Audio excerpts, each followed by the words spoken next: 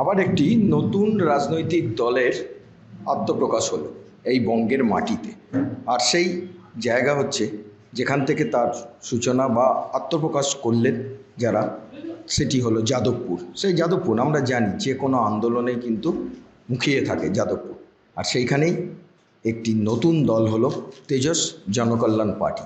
আর তার যিনি ফাউন্ডার এবং যিনি সভাপতি রুবি গুপ্ত, তিনি আমাদের সঙ্গে রয়েছেন। আপনাকে স্বাগত জানাচ্ছি এই মুহূর্তে।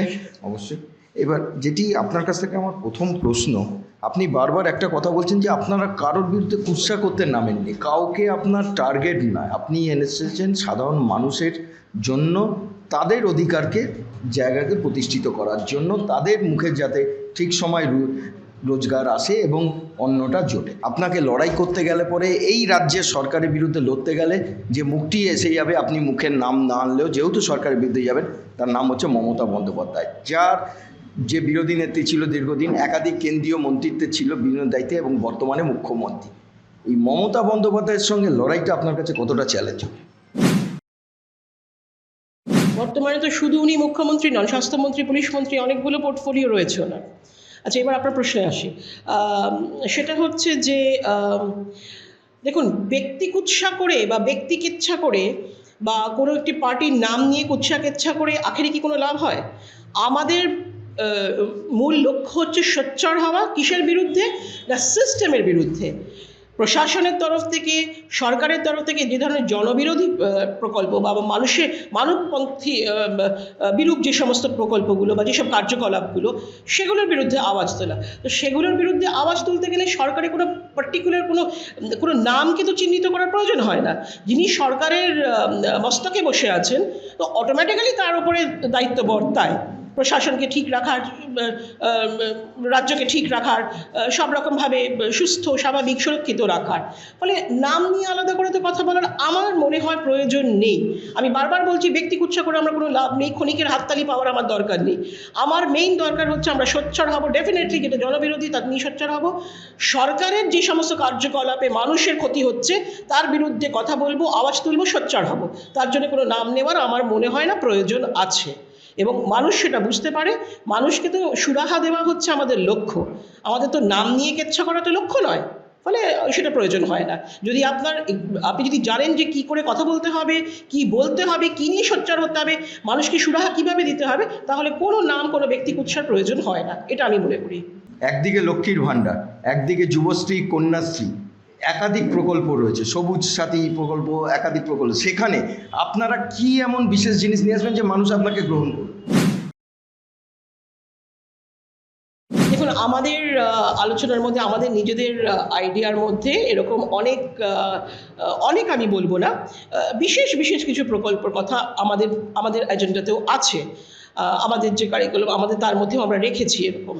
সেগুলো এখনই আমি বলতে চাইছি না সেগুলো, বাট ডেফিনেটলি সেগুলো শুধু মেয়েদের জন্যে নয়, সেগুলো ছেলেদের জন্যেও আছে।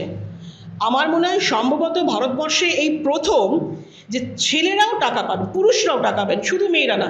কারণ একটা সংসার চালাতে গেলে পরে এই টাকাগুলো, যেগুলোর কথা আপনি বললেন, সেই টাকাগুলো মেয়েদেরকে দেওয়া হয় তো সংসার চালানোর জন্যে, যাতে করে মেয়েদের হাতে একটু টাকা আসে। তো একটা সংসার চালাতে গেলে পরে শুধু একটি মেয়ের ওপরে ভর করে তো হয় না, এটি পুরুষেরও ইকুয়াল অংশগ্রহণ করতে হয়, পুরুষকে ইকুয়াল অংশগ্রহণ করতে হয়, এবং পুরুষেরও তার দায়িত্ব থাকে।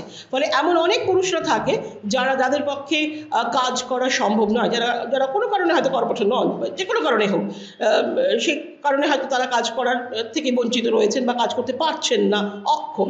সেই ক্ষেত্রে সেই সমস্ত পুরুষদেরও আমাদের আইডিয়া রয়েছে, আমাদের নিজেদের এজেন্ডায় রয়েছে যে তাদেরকেও একটা ইকুয়াল এবং লামসাম টাকা দেওয়া। যেমন মেয়েদের আমরা তেজসে ওই 1000টা প্রকল্পের মধ্যে বিশ্বাস করি না, 1000 প্রকল্পে বিশ্বাস করি না। আমরা মনে করি যে কিছু চিহ্নিত করে কিছু কিছু স্পেসিফিক প্রকল্প যেগুলো রয়েছে, স্পেসিফিক যেগুলো মানুষকে দেওয়া যেতে পারে, সেই সমস্ত সরকারি প্রকল্পগুলো করা উচিত, এবং তার মধ্যে সেখানে টাকা এমনভাবে অর্থ দেওয়া উচিত যাতে করে সেটাই যথেষ্ট হওয়া উচিত। আমার যদি ফর এক্সাম্পল আমাদের যেরকম আছে মাতৃভাণ্ডার, আমাদের মাতৃভাণ্ডারে মেয়েদের এককালীন এতটা করে টাকা প্রত্যেক মাসে দেওয়া হবে যাতে করে তাদেরকে আর অন্য খাতায়, এই খাতা ওই খাতা, হাজারটা খাতা আছে, আমি নামগুলো নিতে চাইছি না, নাম আমরা সবাই জানি, সেই সমস্ত খাতায় এইখানে একটু এখানে একটু, আজকে এ পেলো তো কালকে ও পেলো না, it is like robbing Peter and paying Paul. আমরা ওই পদ্ধতিতে বিশ্বাস করি না। আমি মনে করি প্রত্যেককে যদি দিতে হয় তাহলে এতগুলো প্রকল্পের দরকার হয় না, চিহ্নিত কিছু প্রকল্প থাকবে, তার মধ্যে একটা লামসাম এমনভাবে আপনি দেবেন যেমন আমাদের মাতৃভাণ্ডার আছে, আমাদের ছেলেদের জন্য গণেশ ভাণ্ডার আছে, সেখানে আমরা পুরুষদের টাকা দেবো। সুতরাং আমাদের এরকম আছে, আমরা সুস্থ বাংলা স্বাস্থ্য বাংলা আছে, সুস্থ বাংলা স্বাস্থ্য বাংলায় আমাদের যেটা আমাদের কল্পনার মধ্যে রয়েছে, যেটা আমরা বাস্তবায়িত করতে চাই, আমরা যদি ক্ষমতায় আসি আমরা সেটা করব, সেটা হচ্ছে একটা বড় অঙ্কর টাকা সুস্থ বাংলা স্বাস্থ্য বাংলার মধ্যে রাখা। শুধু তাই নয়, বাইরের ইন্স্যুরেন্স কোম্পানিগুলোকে, দেখুন প্রবলেম কিন্তু স্বাস্থ্যসাথীকে নিয়েই হয় যে পেমেন্ট পায় না, এটাই তো মেজর প্রবলেম, যার জন্য এই কার্ডটা দেখলে সবাই আটকে ওঠে, যে কোনো প্রতিষ্ঠানে গেলে আটকে ওঠে। বাইরের ইন্স্যুরেন্স কোম্পানিগুলোকে নিয়ে এসে তাদেরকে এখানে অংশগ্রহণ করানো, যার ফলে আপনি মানে স্বতন্ত্রভাবে অ্যাজ অ্যান ইন্ডিভিজুয়াল যখন আপনি কোনো মেডিক্লেম করেন বা একটা মেডিকেল পলিসি করেন, তখন যেরকম আপনি ক্যাশলেস ফ্যাসিলিটি পান বা আপনি দেন, সেটা আপনার ক্যাশলেস ফ্যাসিলিটিটা আপনাকে ইন্স্যুরেন্স কোম্পানি দিয়ে দেয়। এই যে বিভিন্ন ফ্যাসিলিটিগুলো, এগুলোকে সুস্থ বাংলায় স্বাস্থ্য বাংলায় আমরা নিয়ে আসছি, যাতে করে মানুষের প্রবলেমগুলো এখানে সলভ হয়। ওই কার্ডটা দেখালে যাতে কেউ না ভাবে ও এত কার্ডে তো পেমেন্ট আসবে না, টাকা আসবে না, না ভাই আমার বেড নেই, না ভাই আমি তোমাকে পরিষেবা দিতে পারবো না, ওই জায়গাগুলোতে আমরা হিট করছি যাতে করে পেমেন্টের প্রবলেম না হয়। এবং তার জন্য সাধারণ মধ্যবিত্ত দরিদ্র বাঙালি এই ফ্যাসিলিটিগুলো আমাদের সুস্থ বাংলায় স্বাস্থ্য বাংলায় পায়, যেটা আমরা পর্যাপ্ত টাকা রাখছি। এটা গেল একটা অ্যাঙ্গেল। এর আর একটা অ্যাঙ্গেল আছে, আপনি দেখবেন ম্যাক্সিমাম বাঙালি মধ্যবিত্ত হোক দরিদ্র হোক, তারা তিনটে মেজর হাসপাতালে যায় রাজ্যের বাইরে। একটা হচ্ছে মুম্বাই টাটা মেমোরিয়াল, একটা হচ্ছে সিএমসি ভেলোর, আর একটা হচ্ছে হায়দ্রাবাদ। এই তিনটে হাসপাতালের সাথে আমরা ব্যক্তিগতভাবে আমরা তাদের সেই সব প্রশাসনিক কর্তাদের সাথে আমরা কথা বলেছি যে আমাদের স্বাস্থ্য বাংলা সুস্থ বাংলাকে যদি ওখানে অ্যাকসেপ্টেবল করানো যায়, এর গ্রহণযোগ্যতা যদি ওখানে করানো যায়, তো তাদের কথা হচ্ছে কোনো অসুবিধা নেই, যে কোনো কিছু করা যেতে পারে, পেমেন্ট যদি প্রপারলি আসে, ইন্স্যুরেন্স কোম্পানি যদি প্রপারলি কভার করে এবং সেখানে যদি পেমেন্টের ঘাটতি না হয়, তার যদি প্রবলেম না হয়, কোনো কার্ডে কোনো প্রবলেম হয় না। তার জন্য আমরা ইন্স্যুরেন্স কোম্পানির সাথে সেভাবে কথা বলছি যাতে একটা লামসাম অ্যামাউন্ট, ওই 2-4-5 লাখ টাকা একটা লামসাম অ্যামাউন্ট দেওয়া হচ্ছে এবং প্রত্যেকে তার আওতায় আসবেন, মধ্যবিত্ত বাঙালিও আসবেন, দরিদ্র বাঙালিও আসবেন, যিনি অ্যাপ্লাই করবেন, যিনি সুস্থ বাংলা স্বাস্থ্য বাংলার কার্ড নেবেন, তারা সবাই ওর মধ্যে আসবে। শুধু রাজ্যে নয়, এই তিনটে মেজর হাসপাতালেও তারা সেই পরিষেবা পাবেন। লক্ষ্মী ভাণ্ডারের পাল্টা গণেশ ভাণ্ডার করে পুরুষ ভোটকে টার্গেট করছেন আপনার? না না, আমি কারোর সঙ্গে কম্পিটিশনে যাচ্ছি না, আমাদের কোনো কম্পিটিশন নেই। কে লক্ষ্মীর ভাণ্ডার হোক বা এ হোক না, আমি সেগুলো বলছি না। প্রত্যেকটা সরকারের নিজস্ব প্রকল্প থাকে। আমি আমাদের কথা বলছি, তেজসের কথা। তেজসের মাতৃভাণ্ডার আছে, তেজসের গণেশ ভাণ্ডার আছে, এবং মাতৃভাণ্ডার গণেশ ভাণ্ডার সেইটা পুরুষ মেয়েদের যেরকম দেওয়া হচ্ছে পুরুষদের, আমরা মনে করি তেজসে যে পুরুষদেরও ইকুয়ালি সেটা দরকার। যেসব পুরুষরা কাজ করতে পারে না, তারা অক্ষম, তারা তো তখন অবসাদে ভুগবে। তো তাদের যাতে সেই জিনিসটা না হয়, তারাও যাতে রোজগার করতে পারে, সেটা দেখুন রাজ্যের দেখার রাজধর্ম বা রাজনীতি কিন্তু এটাই ধর্ম যে আমাকে সবাইকে দেখতে হবে। আমি তো লিঙ্গ বৈষম্য করতে পারি না, মেয়েদেরই দেবো ছেলেদের দেবো না, না কেন দেবো না? যারাই কাজ করতে পারবে না বা যারা অক্ষম, যাদের সাহায্যের প্রয়োজন আছে, তারাই এটা পাবে। সুতরাং পুরুষদের ক্ষেত্রে গণেশ ভাণ্ডার, মেয়েদের ক্ষেত্রে মাতৃভাণ্ডার। কিন্তু এটা কারোর সঙ্গে কোনো কম্পিটিশনে যাওয়ার ব্যাপার নেই। দেখা যাচ্ছে যে আদিবাসী মানুষজন তারা কিন্তু যোগ দিচ্ছে, তাদের সংগঠন যোগ, একটা খুব তাদের জ্বলন্ত আমরা দাবি দেখেছি, যেটা বিগত দিনে বারবার আমরা দেখেছি যে বিজেপি নেতৃত্বকেও সেখানে গিয়ে বাধার মুখে পড়তে হয়েছে, বিক্ষোভের মুখে পড়তে হয়েছে, যে তারা সেই জায়গায় নিজেদের অধিকার প্রতিষ্ঠা করতে চাইছে জঙ্গলমহলে, কারণ তারা মনে করছে তারা নানাভাবে ডিপ্রাইভ, এবং তার জন্য তারা দীর্ঘক্ষণ রাস্তা অবরোধ করেছে, রেল অবরোধ করেছে, জনজীবন বিপর্যস্ত হয়েছিল। তেজস্বে তাদের এই দাবির ক্ষেত্রে কি ভূমিকা? দেখুন, আমি মনে করি যে কোনো প্রান্তিক মানুষ বা যে কোনো এই ধরনের সংরক্ষিত যারা সেক্টরে রয়েছেন মানুষ, তাদেরকে মূল স্রোতে নিয়ে আসা, এটা তেজস বদ্ধপরিকর এবং আমরা বিশ্বাস করি।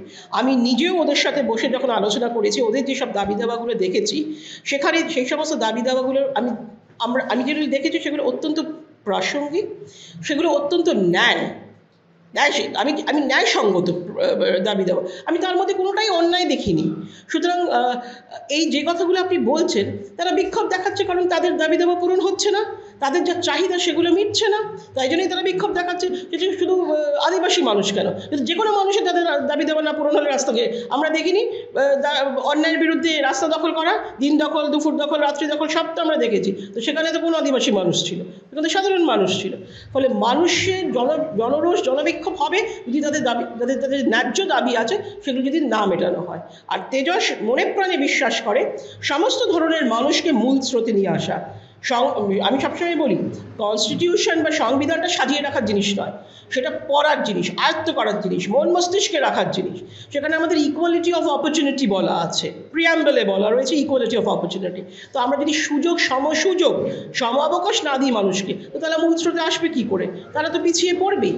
পিছিয়ে পড়ার এই মধ্যবিত্ত মানুষের কাজ করার সাথে সাথে তেজসের আরেকটি মূল লক্ষ্য উদ্দেশ্য হচ্ছে এই ধরনের প্রান্তিক বা এই ধরনের মানুষকে যারা সংরক্ষিত সেক্টরে রয়েছেন সেই সমস্ত মানুষদের মূল স্রোতে নিয়ে আসা, যাতে একটা সমাজ তৈরি হয় যেখানে সবাই ইকুয়াল অপরচুনিটি, ইকুয়াল অবকাশ, ইকুয়াল সুযোগ পায়। এটাতে আমরা বিশ্বাস করি এবং ওরাও ওটাতে বিশ্বাস করে। ওরা অত্যন্ত আপ্লুত যখন আমি ওদের বলেছি যে আপনারাও মূল স্রোতে আসুন এবং সবার সাথে করুন। আমার যদি আপনার ঘরের ছেলে যদি ডাক্তারি পড়তে যায়, ওর ঘরের ছেলেও, আদিবাসী ঘরের ছেলেও যাবে, জনজাতি, উপজাতি, পাহাড়ি জাতি, SC, ST, মুসলিম সবাই যাবে, এভরিবডি উইল গো। এটাতে আমরা বিশ্বাস করি, আমরা সমাজে বিশ্বাস করি। যে সমালোচকরা বলছেন যে গেরুয়া শিবিরে আপনি কলকে পাননি, তাই রবি গুপ্ত আলাদা দল করতে বাধ্য হলো।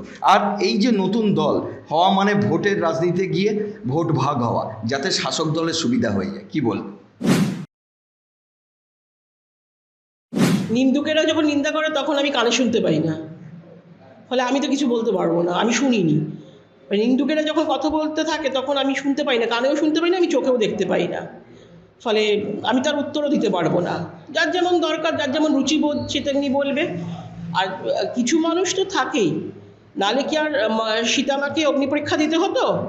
তারা যে সমাজ মানুষ সীতামাকে ছাড়েনি, তো তারা তো অন্য কাউকে ছাড়বে না, তো নিন্দুকেরা তো কথা বলবেই, তাদের কাজই হচ্ছে তাই, তাদের আর কোনো কাজ নেই। ফলে আমি সেটাকেও স্বাগত জানাই। নিন্দার দরকার আছে, নিন্দা না থাকলে পরে আমরা ঠিক কাজটা করতে পারবো না। ওটা কি করে, নিন্দা বা এই ধরনের সমালোচনা কি করে, আমাকে স্ট্রিমলাইন করবে, আমাকে ঠিক পথে চলতে, ওগুলো আমার পাশের পথের কাটা, ওগুলোর উপরে আমি মারাবো না। ফলে ওগুলো যেরকমভাবে আগাছার মতো পাশে জন্মাবে, যত হবে তত ভালো, তত আমি স্ট্রেইট লাইনে যেতে পারবো। ফলে আমি ওগুলোকেও স্বাগত জানাই, আমারও তো কিছু আসে। ভোটের ভাগ আমি জানি না কার সাথে কী ভাগ হবে, আমি ওসব নিয়ে মাথাও ঘামাই না, আর আমি বিশ্বাসও করি না। মানুষ যাকে মনে করবে তাকে ভোট দেবে, এবং মানুষ যদি মনে করে তেজস্কে ভোট দেবে, মানুষ তেজস্কে ভোট দেবে। ওতে ভাগ হওয়ার কিচ্ছু নেই। ওইসব ভাগ টাগ হলে পরেও হয়েও কোনো লাভ হয় না। যার আমি বারবার করে বলছি, দেখুন, মানুষের ভোট দেওয়াটা এক জিনিস এবং গণনা কেন্দ্রে আসল খেলাটা তৈরি হয়, সেটা আমরা সবাই জানি। সুতরাং ওটা নিয়ে আমি সোচ্চার হবো ব্যক্তিগতভাবে তেজস্বের হয়ে, এবং আমরা কমিশনের সাথে কথা বলবো, আমরা আগামী দিনে যাব কথা বলতে। এবং না, ভোট ভাগের কোনো ব্যাপারের মধ্যে আমি সে ব্যাপারে কোনো টিপ্পণী করতে চাই না, কারণ আমি মনেই করি না যে সেটা কোনো ভাগ টাগের ব্যাপার আছে। ওগুলো না জিততে পারলে তখন ওরকম অনেক কথা হয়। মানুষ যদি মনে করে ভোট দেবে, মানুষ তাকে ভোট দেবে, ওতে ভাগাভাগির কী আছে? ওতে ভাগাভাগির কোনো ব্যাপার নেই। মানুষের ভোটে হচ্ছে আসল জিনিস, মানুষ তার আশীর্বাদ দেবে, আমরা গ্রহণ করব, যেভাবে দেবে, যতটা দেবে, যেমনভাবে দেবে, আমরা ততটাই গ্রহণ করব। তেজস, সূর্যের কিরণে তার বিকশিত হওয়া রূপ, এই বঙ্গের রাজনীতিতে কি হয়, শেষ কথা বলবে কিন্তু জনতা জনার্দন। ক্যামেরা ইন্দ্রজিৎ রায়ের সঙ্গে সুব্রত রায়, এই মুহূর্তে কলকাতা।